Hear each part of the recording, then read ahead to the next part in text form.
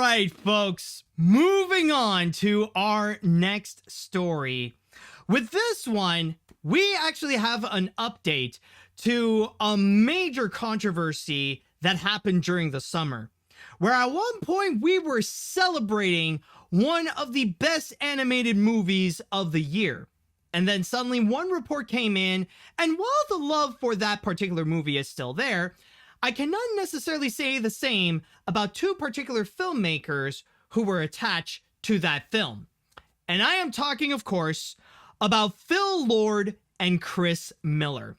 Now, to go and give you all a quick recap as to what happened, there was an article that was released not long after Spider-Man Across the Spider-Verse in which they discuss about that feature and how it was actually turned out that apparently, and I'm just going to say it is all allegedly for legal purposes, but I mean, a lot of it does sound very legit. But allegedly, there were 4 anonymous animators who came in and they actually told their story about how Spider-Man Across the Spider-Verse was a complete nightmare of a production. And the major reason was because of the toxic work environment that was developed by Phil Lord and Chris Miller. The way they would go and run the production is an absolute nightmare, especially with the kind of toxic work ethic that just makes them feel very incompetent as filmmakers in animation, especially when Phil Lord doesn't have an understanding of how storyboards work, and he would go and force animators to go and build scenes from top to bottom again and again and again. It just makes it very difficult to go and work on the feature, resulting in the animators to go and be completely overworked, working 11 hours a day, 7 days a week onto the feature. And this is not even to mention how among the over 1,000 animators who have worked on Spider-Man Across the Spider-Verse, over 100 of them ended up quitting because they couldn't handle the pressure anymore. And on top of that, like, what makes this even worse is that Across the Spider-Verse was not the only instance that Phil Lord and Chris Miller would go and create that kind of toxicity in their productions. This is apparently something that's been very common throughout their entire careers.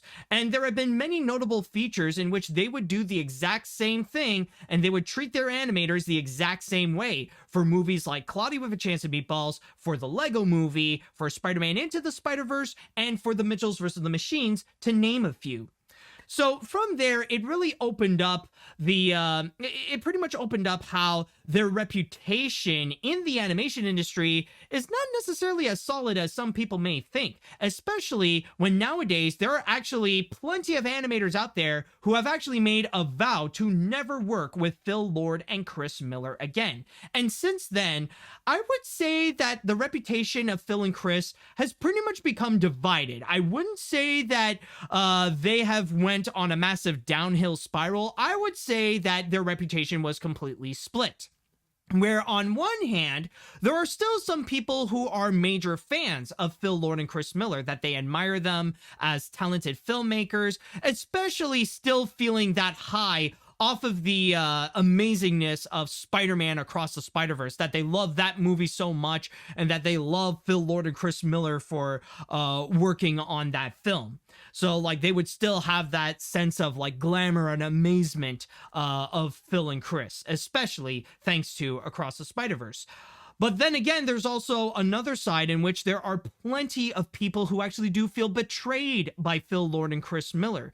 And especially with the fact that with how they would go and treat their animators, let's just say that people's perspective on Lord and Miller is not that different to their perspective on studio executives and the way that they would treat the strikers. And yes, I am legit saying that the way that people view Phil Lord and Chris Miller is not that different to how they would view Bob Iger and David Zaslav. So that's the best way to go and summarize that whole controversy. But it looks like now we actually do have a bit of an update. And for the first time in months, Phil Lord and Chris Miller have actually addressed the controversial production of Spider-Man Across the Spider-Verse. And it can actually be found in this article on Variety. Now, in here, this is just your typical interview article in which they would go and talk to Phil Lord, Chris Miller, and Anthony Knight in regards to the season 2 finale of their Apple TV Plus show, The After Party. And they would go and discuss about what happened in that last episode, what are the plans for the future, and all that kind of stuff. But the most intriguing part, and the thing that caught the most attention, is actually the final question that they went and asked, which is right over here, in which the interviewer asked them, "I do want to give you a chance to talk about labor issues. How do you feel this many months into the strike? Additionally, is there anything you'll like to say to address criticisms about working conditions on Spider-Man Across the Spider-Verse, which is a Lord and Miller production?" This is what Phil Lord has to say. Starting off, he actually discussed about the strike and regarding about how things are going, especially with writers, considering that Lord and Miller are part of the Writers Guild of America. He says here, reading from my source on Variety, "I've always been optimistic about this labor movement because these deals seem incredibly makeable, and the main problem is that only one party wants to negotiate. But as long as both parties will come to negotiate in good faith and address the very real problems like writers' pay, which is down 25% and is a concrete issue that can be addressed, and make the business healthy so people can do this job and pay their rent, we're going to be in great shape. I'm frustrated, but I think this is an imminently solvable problem." Okay, so that's what they have to say about the strike right now. So they do have high hopes that the writers will get a good deal. But then came the comments about Spider-Verse. In terms of Spider-Verse, that was a really hard movie to make. We're really proud of how hard everybody worked, and it was very demanding. But we're just really proud of the crew and everything they put into it. So yeah, this is apparently the comment that they decided to leave. This is their response to the entire controversy of the production of Spider-Man Across the Spider-Verse. The fact that Lord and Miller are just very proud of the people who worked on the film. And I remember seeing that comment, like when a friend of mine sent me the article and showed me like what they had to say. My first thought in my mind was just looking at this article, looking at what Phil Lord said, and all I can ask is just, that's it? Is that really all you have to say about it? So let's just go and take a look. Like, this little crud, this snot of a response over here. Like, as you could see, we have no apology. We don't have either Lord or Miller saying that they are sorry. So no apology can legit be found. There is no acknowledgement of the fact that their work ethic might be pretty toxic and there might be some flaws that are put into it. So no acknowledgement on how their filmmaking process might be a bit problematic and might need some tune-up. And there is no realization that what the animators went through shouldn't have gone through that. Like, okay, maybe there is a tiny bit of an acknowledgement that the production of Across the Spider-Verse was pretty rough. But there was never anything that crossed in their minds to go and say, yeah, maybe the production shouldn't have been that rough. And that maybe, just maybe, that the animators should not have gone through that. No, none of that. Nothing at all. And the only response that they have is just to say, I am proud of you. Like, apparently just saying I'm proud of you is going to go and resolve all those issues, all that problems. You know, like, everything can be fixed by just giving them affirmation to say, I am proud of you. As it, it's somehow, it's like if Phil Lord and Chris Miller are living in Cloudy with a Chance of Meatballs, where somehow they feel like the thing that the animators really need the most is just affirmation from whom they perceive is their father figures, which is themselves. It's just so the father figure can step up and say, I am proud of you. You might as well go and pat them on the head and just say, good boy. Just go and do that. That's it. That's the only compensation that the animators really got after being called out for the mistreatment of the animators. It is freaking ridiculous. Just when you think that an apology note couldn't get any worse, somehow Lord and Miller just came in with this. And honestly, I would even say that in the recent weeks, this has got to be the worst response that I have ever seen, because you would go and compare it to some others that they would be deep into controversy, and like even they managed to find a way to actually go and apologize, to actually go and say the right things. Like a great example in contrast, take a look at the controversy in relation to Jimmy Fallon, in which Jimmy Fallon has been called out for similar controversies to Lord and Miller, to develop a very toxic environment during production and just making the lives of the crew working there a living hell. And from there, Jimmy Fallon did actually respond, and he did say that he was sorry. And not only that, there were actually some people, like some of his celebrity friends and some crew members, that actually stepped up to go and defend Jimmy Fallon. Now, this is not to go and fully defend Jimmy Fallon, like I personally do believe that Jimmy Fallon should still be held accountable for the mistreatment of his workers and for developing a toxic environment on his show.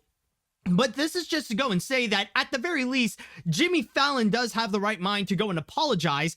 That is when compared to Lord and Miller, who decided to say, nah, they don't need an apology. They just need affirmation. You just need to tell them that we're proud of you, as if that's gonna fix everything. It's so mind-boggling. Like, who the fridge thought that this was a great idea? I wonder what their PR team is thinking. I wonder what their lawyers are thinking.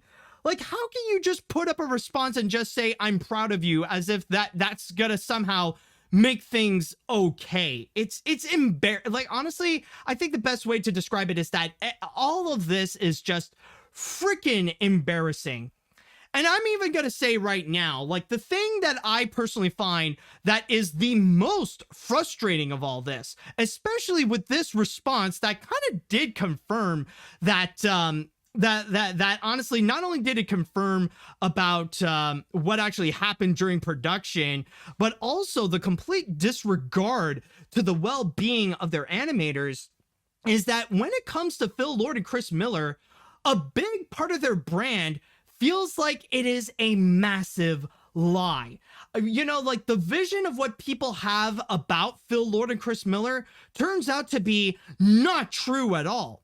Because when it comes to Phil Lord and Chris Miller, they have always been perceived as animation lovers. These are two people who are, they are big fans of the craftsmanship and the people that would go and work on these productions, that they are aware about all the hard work that goes into animation and all, and like all the trials and tribulations that would be put onto it.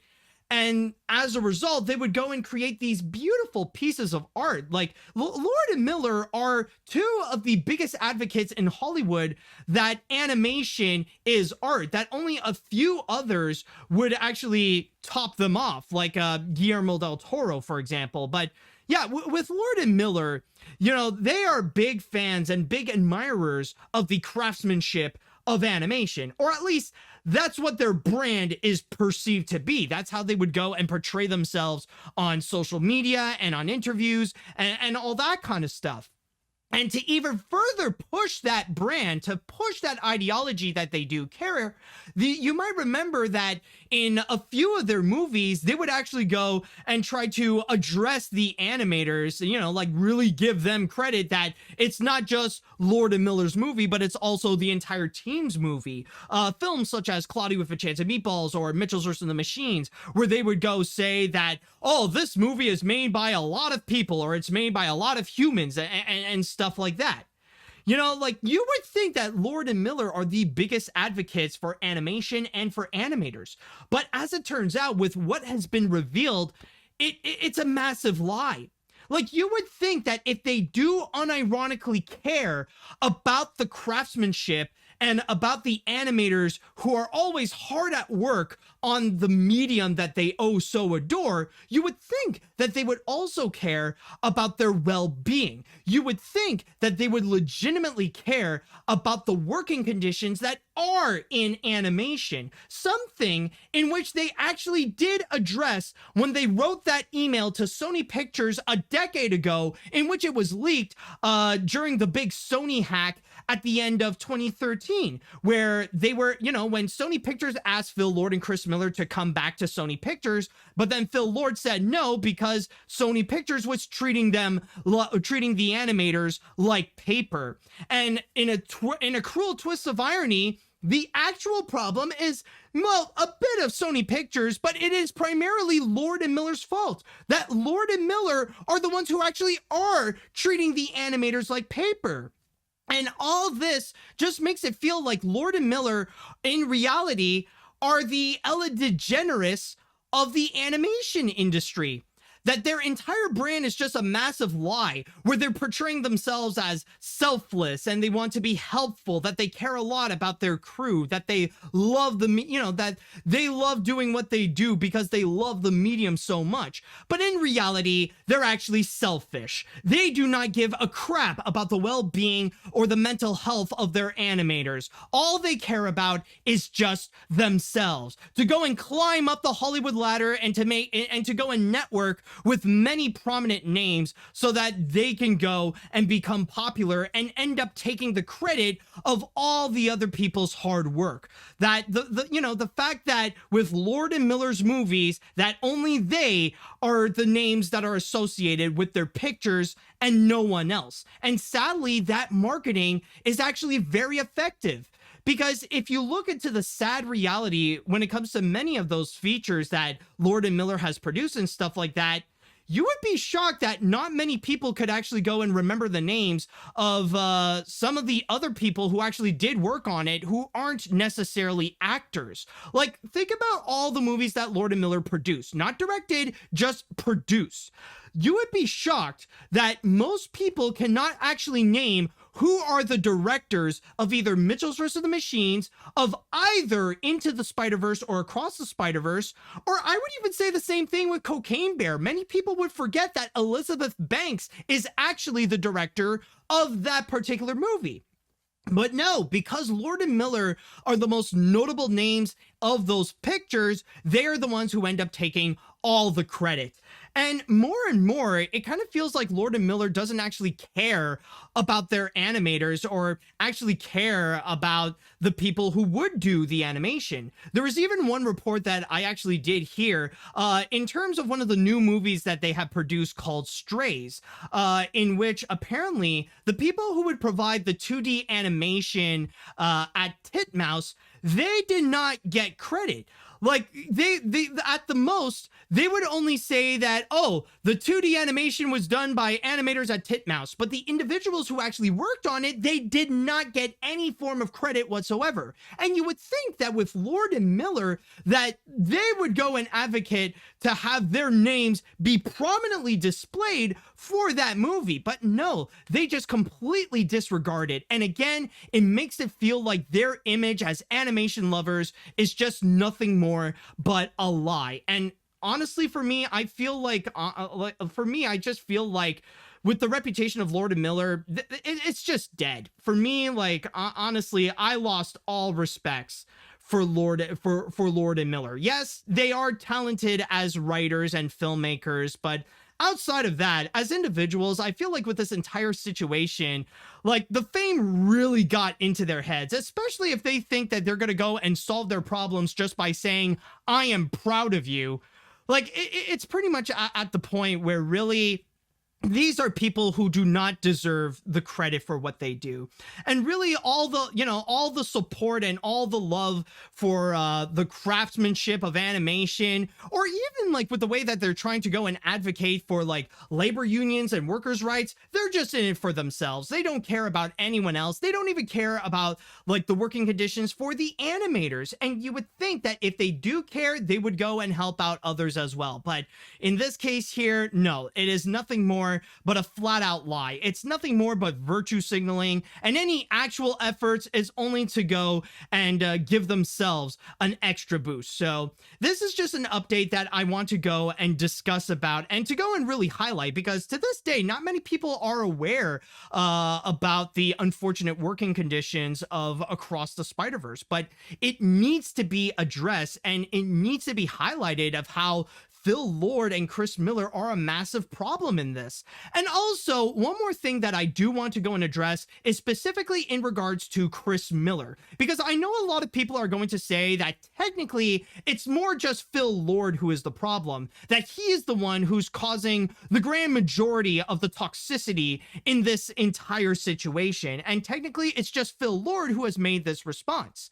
But I would go and argue that Chris Miller is a complicit in this. I feel like Chris Miller should be held accountable equally to Phil Lord, considering that he is capitalizing on that success, that technically his fame is through all the abuse and the exploitation and all the working conditions that the animators have to go and suffer through. And you would think that Chris Miller would go and actually like take Phil Lord on the side and actually have a talk with him to say, hey, maybe we shouldn't treat our animators like that.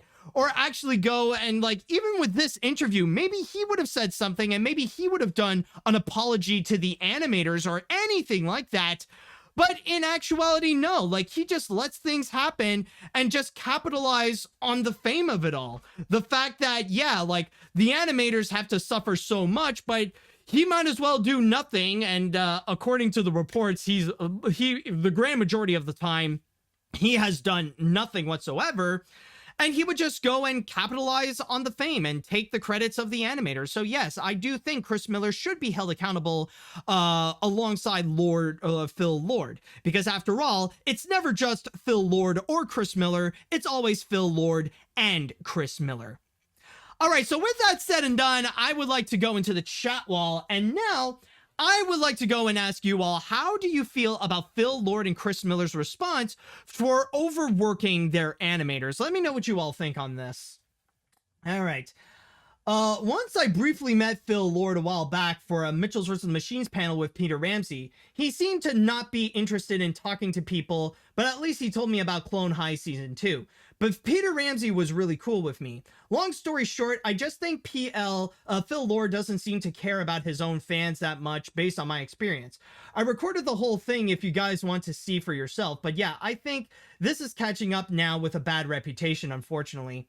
And that's honestly another thing I want to go and address, because, I just realized, because like with Jimmy Fallon, at least he has his defenders and he has people trying to defend him by saying that, well, no, that's not what's actually happening in the industry. Now, I could be wrong. Notice how you like, again, like maybe like there might have been that I haven't seen, but have you noticed that there has literally been no one defending Phil Lord and Chris Miller? And I mean specifically high profile people in the animation industry. Like there's nobody in the animation industry, rather it be his personal friends or animators who have worked with Lord and Miller, that none of them would go and defend their actions or say that the claims were false or anything like that. They would just let it all, like they've been pretty silent about the scenario so far. And I think that is very telling that the whole scenario, not only is it real, but it is a major problem that not many people are brave enough to go and address. So just want to go and clarify that it doesn't sound like the animation industry has Lord and Miller's side on this controversy. Let's see. Lord Almighty, they didn't even say that they did anything wrong. They didn't even say I'm sorry. They most likely aren't going to change their method. Like, the look at the storyboards and have a set plan. Don't change your mind after completed animation. They're not going to change. Beyond the Spider-Verse will probably have the same conditions unless enough people yell at them to change or to stick to their plans and not change their minds. Let's see. I never thought I'd say this, but Lord and Miller eat a bag of dicks, lads. This is as if a celebrity got called out for being a serial sexual abuser. Don't want to say the big word, or else I would get in trouble with YouTube. And their only response being, "Hey, check out these cool fart noises I can make with my mouth," and then proceed to raspberry for 20 minutes. It's not something to celebrate. It just means to distract from the problem. Exactly. My God, man, JF, you nailed it right there.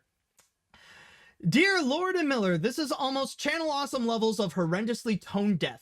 I mean, that comment is right up there with "we're sorry you feel that way" in terms of disguising apathy. If this is what it takes to make stylized animation, I'll gladly take the Elemental Ruby Gilman style over the Spider-Verse Mutant Mayhem style. If Disney and Pixar pulled off something like this, people would be out for Pete Doctor's blood. They went full Doug Walker. You never go full Doug Walker. Exactly, man. Let's see. This response from Phil Lord feels like the equivalent of, once again, the equivalent of "we're sorry you feel that way" quote from Channel Awesome, because what he said was just tone deaf. Lord and Miller have a chance to apologize, but they did not. It makes me lose my respect for these guys even more, despite loving some of their films they have done. The films they produce should be given more credit to the directors, like the directors of Spider-Verse films, instead of Lord and Miller, because they are a disgrace. Let's see. I'm just as disappointed as you are, Matt.